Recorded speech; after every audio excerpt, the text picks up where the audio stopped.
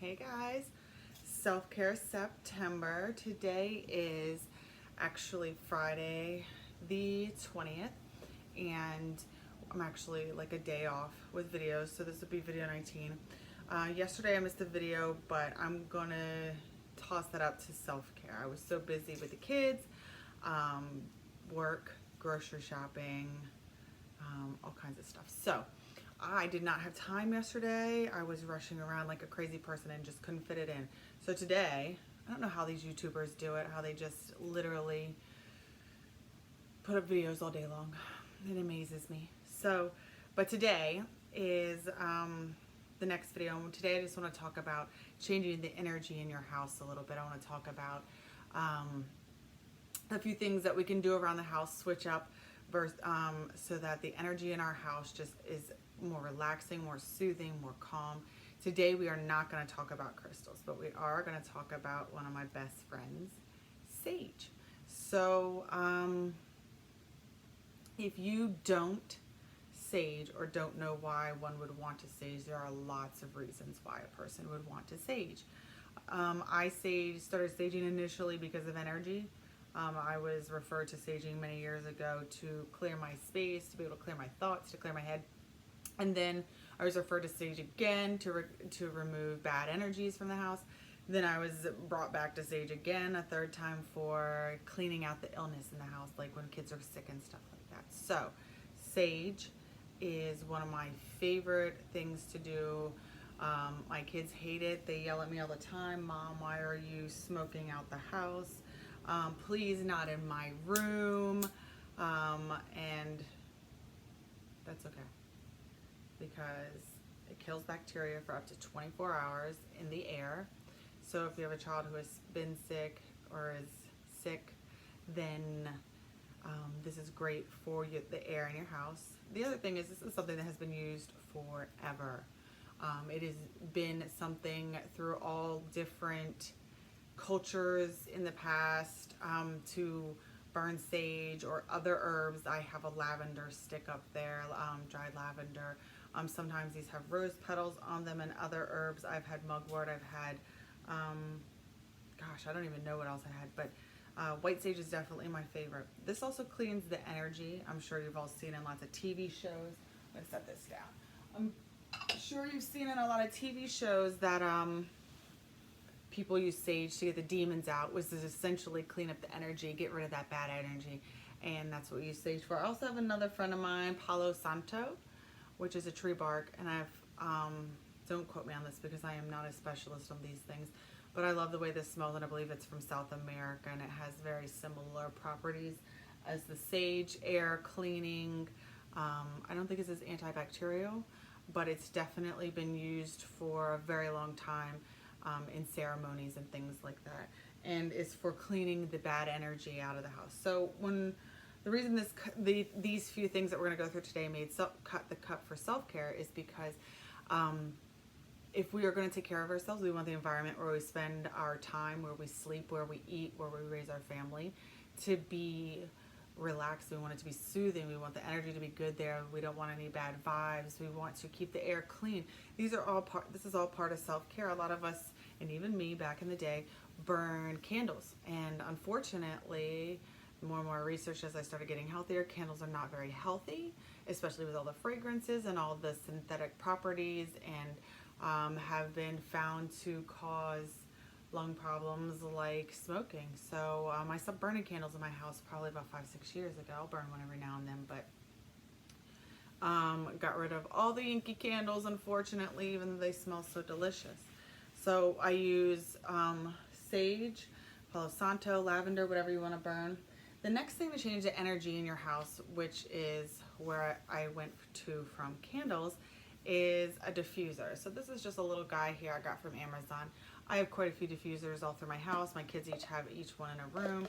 Diffusers are for essential oils. Now, it really just depends on you, what kind of diffuser you want and what kind of essential oils you want. Once again, I like my organic oils. I also tend to buy oils in bulk.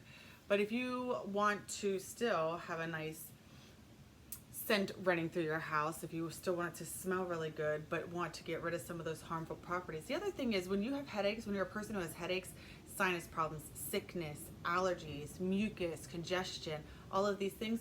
Candles will be adding to that. Candles will continue to contribute to that stuff because of the toxins that are literally being put off in the air and you're breathing them right in. So if you're a person who suffers from headaches, oh, and those Glade plugins too, all that stuff, if you have headaches, you shouldn't have any of those things in your house. Those things contribute to headaches and sinus pressure and snotty nose like you wouldn't believe. Actually, I didn't believe it either until I removed that stuff from my house and realized that even though my house smelled great, my head hurt quite a bit still, and it had a lot to do with some of that stuff running through my house.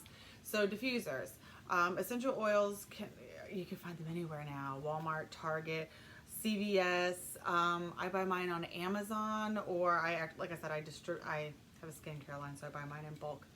But you can find all kinds of scents. You can find vanilla for here. You can mix vanilla and orange, and that's awesome for the house. One that I mix for this, it smells like a fall spice candle, is a cinnamon and orange in here. Is really, really, really good. I'll put patchouli and orange in here.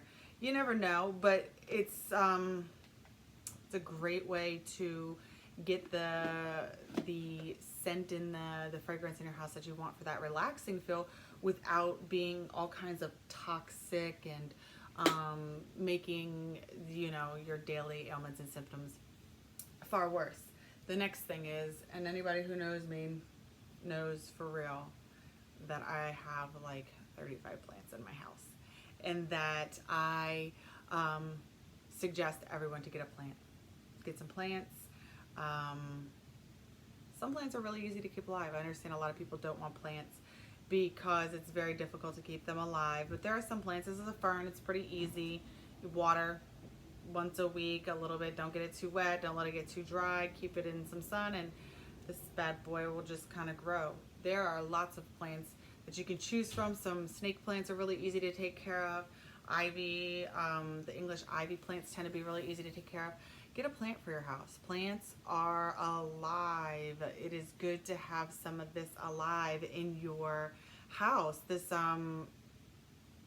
exchange of carbon dioxide and oxygen is very important. Cleaning the molds and the bacteria out of the house. Plants do these kinds of things. Okay, so if we want to help to change the energy in our house and we want to get those vibes right and we want to get the air cleaner, we want it to be a little bit healthier in our house, plants. So we've gone through sage, things like sage, Palo Santo, mugwort, lavender, all that stuff, diffusers. And then, what else do I have? Salt lamps. That's the next one. Here, let me show you over here. We have salt lamps in every room in our house. I have salt lamps, selenite lamps. The kids have salt lamps.